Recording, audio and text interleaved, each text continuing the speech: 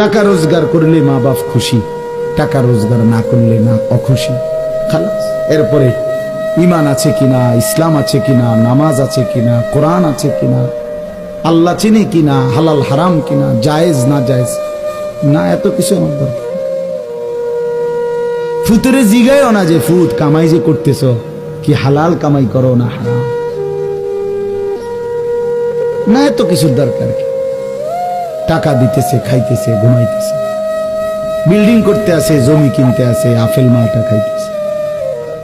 এক ছেলে আমারে নিজে বলছে, আমি সবার ব্যাপারে বলি না, এক ছেলে আমারে নিজে বলছে হুজুর, আমি একটা দেশের নাম বলছে, যেই দেশে আমার কর্মটা ছিল, চলে আসছে ওই দেশ থেকে।